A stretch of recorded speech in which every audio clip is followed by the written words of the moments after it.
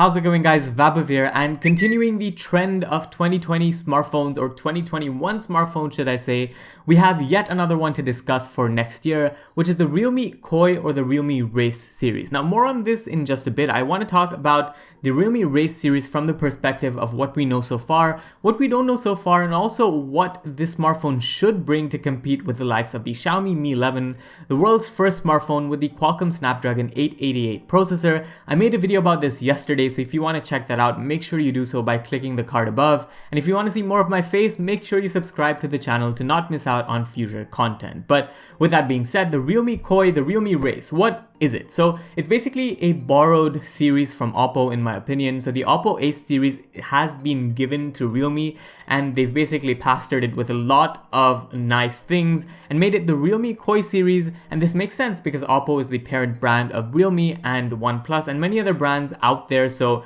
they basically want to repackage their flagship series and make sure their flagship series for 2021 doesn't really flop. I think the X50 series from Realme didn't do too well because Realme themselves made a few mistakes in marketing that product, and I think with the Koi, with the Realme Race, they want to change that. Now, the Race codename is actually just an internal codename, and this was confirmed by the vice president of Realme themselves. So basically the codename is Race, and I think the official marketing name for the smartphone is the Realme Koi. Now, among the different designs we've seen, I think one or two stand out. I'm going to put all of them on screen for your reference. One of them basically looks like the Concept One smartphone that OnePlus announced with the electrochromatic glass, if you remember. I don't think Realme is going to go for that. I think the most recent leak of Realme, the one that sort of looks orange and blue and pink and all of those colors simultaneously, is the one that's going to be most likely the Realme Koi design. To me, it's very, very flashy, especially with the Dare to Leap branding on the back. I don't know why smartphone manufacturers are going for that. It just looks very weird, but I think that's what the Koi is going to bring, which brings me on to the actual significance of the name. Koi in Chinese basically means a fish, and one of the recent marketing materials from Realme themselves actually pointed out to how the Koi links to a fish. Now, what does this fish have in common to a smartphone? Is it just a random name? Well, I think the way the fish grows, it grows really, really quickly according to a lot of the sources I read online, and I feel like this quick growth is an indication to what the Koi's main feature is going to be. I think the main feature on the smartphone is going to be its battery. Now, we don't know anything about the capacity of the Realme Koi's battery, but we do know that this thing might have Realme's ultra dart fast charging technology, which charges a smartphone at 125 watts. To put that in perspective, it would charge your smartphone up to 33% in just 3 minutes of charging, up to 41% in just 5 minutes, and up to 100% in about 20 minutes, which is just absolutely crazy and reminds me of the time when 65 watt charging was first introduced by the likes of Oppo and by the likes of Realme. And this again makes sense because Realme has all the R&D material they need to make sure they develop this technology enough to make it go to consumer hands, because they have the likes of Oppo and OnePlus working on top or simultaneously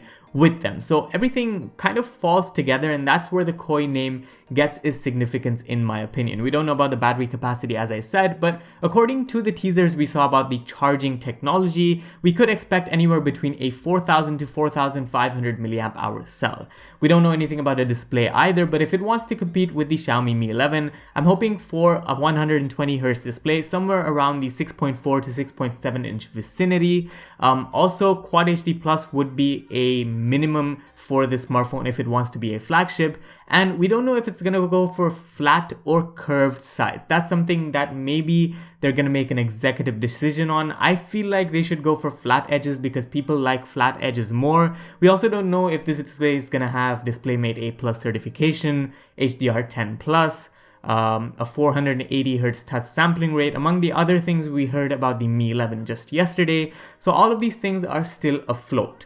We do know though that this phone is going to have the Qualcomm Snapdragon 888 processor. This is no surprise considering this is going to be marketed to be one of the flagship smartphones to get in 2021. And aside from the processor, we also know a fair bit about what the internals of the phone are going to be made of. It's going to have 256 gigabytes of storage. We don't know which type, but if we're going by trends, it's going to be UFS 3.0 or 3.1, and it's going to have up to 12 gigabytes of RAM. We don't know if this is going to be the standard stock variant of the smartphone, but it's gonna have 12 gigabytes of RAM in one or two variants for sure. Realme UI 2.0 on top of Android 11, so it's gonna have the latest Android out there, which kind of all makes sense because this phone is going to be a powerhouse of a device at the end of the day. So with that addressed, I do want to actually move into the camera and how this phone might actually stand out from the competition if Realme does a good enough job. According to the leaks that I've mentioned just a few minutes ago, the camera on this thing is going to be a 64 megapixel camera.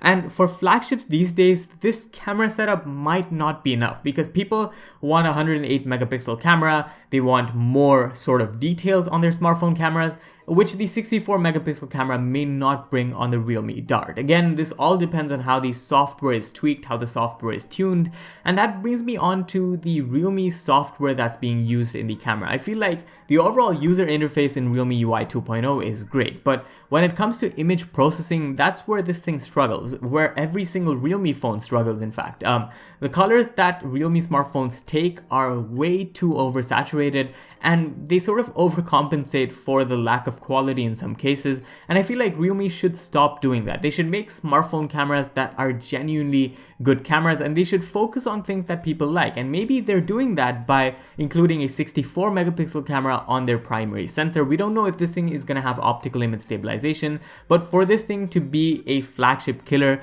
it needs to have optical image stabilization for its camera, and as far as the design goes, it also needs to have at least some sort of IP rating, because I feel like this is one region where the Realme Race or the Realme Koi could differentiate itself from the Mi 11.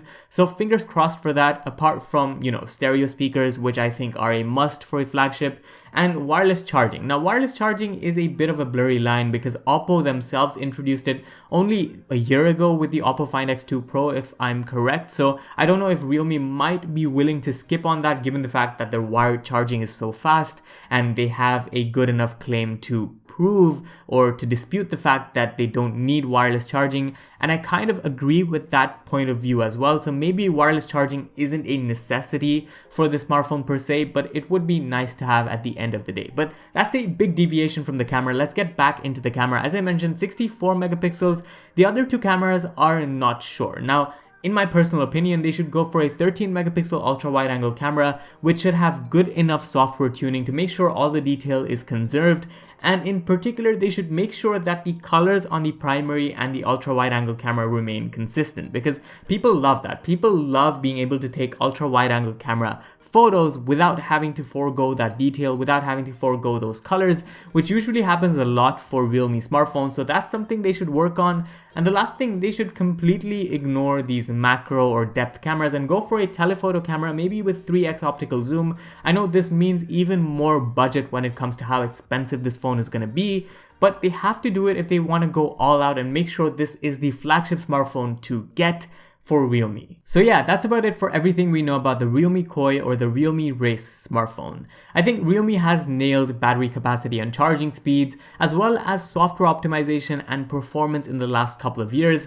But for this smartphone to be successful, Realme needs to go back to its roots. I think the Realme X2 Pro was a tremendous smartphone for the price tag, and I think this is what Realme has to do with the Realme Race or the Realme Koi. It needs to make sure that the camera has the things that people want and not the things that people don't really use, like a macro camera just to make it a quad camera setup. It's not something that's helpful for any consumer. And number two, it needs to focus on pricing. According to rumors, it's going to be priced anywhere between 4,000 and 4,999 yen, which is a big margin. If it goes anywhere above 4,600 yen, I feel like there's no competition to the Mi 11, and Xiaomi is going to get all the potential market for a smartphone like this. So for it to remain competitive in this market, I feel like the Realme Koi should be priced around 4,400 yen, and with that price tag, it might be interesting to see how that translates to maybe international pricing. The 4,400 yen price tag that I talked about maybe translates to around $700 to $750 internationally,